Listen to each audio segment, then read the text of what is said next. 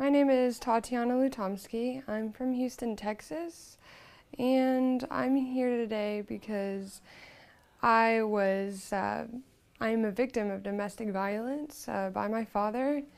My parents divorced when I was 7 years old, and I thought that this was going to be a great thing because when my parents were married, that's when the violence was, unbearable. I was scared every single day. When my father would come home from work, I would just hide because I didn't want him to lash out on me if he came home, in a bad mood. And then actually things got worse. Things never got better after my parents got divorced because the judge who handled my case for custody of me gave me let my father have custody of me, and when he did so, that actually was bad because then my mom could not protect us when we went to visit my father, and so my younger brother and sister and I, every Thursday, had to go see him for the whole weekend until Monday when he would give us back to our mother. And every single Thursday, I remember kicking and screaming and crying not to go inside my father's car. I mean, my stomach hurt all day at school when it was on a Thursday because I knew Thursday is here. I'm going to have to see my dad, and I'm scared, and I don't know what's going to happen. He was physically abusive towards me, verbally abusive, mentally abusive. I was just an innocent child, and, his behavior was just out of control. And no one was there to protect us. So we went back to court, or my mother tried to go back to court to get more custody of us 3 kids.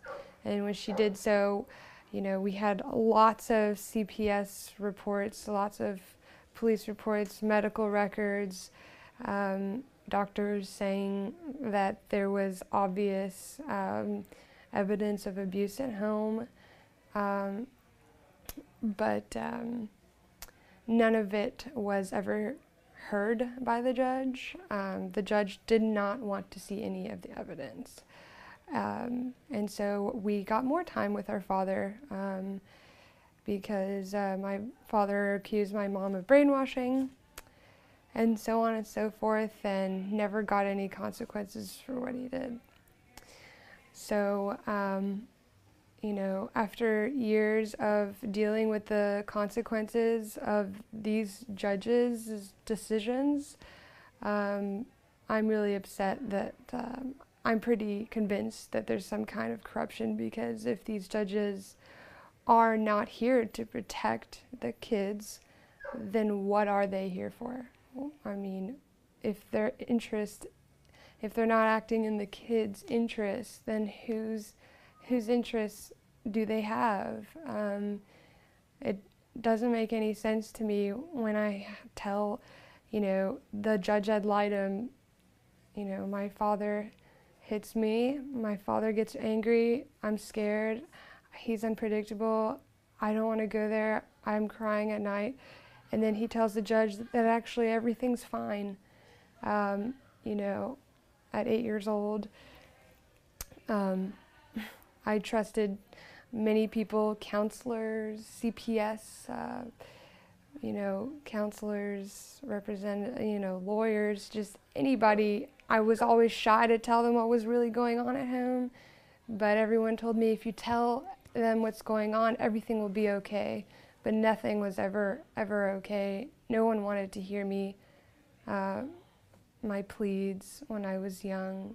And so now I'm living with the consequences of this. I'm very, have high anxiety, depression, and I never ever got any justice for what was done to me. No one was there to protect me, and no one has been held accountable for making me go through domestic violence. I want Congress and legislature to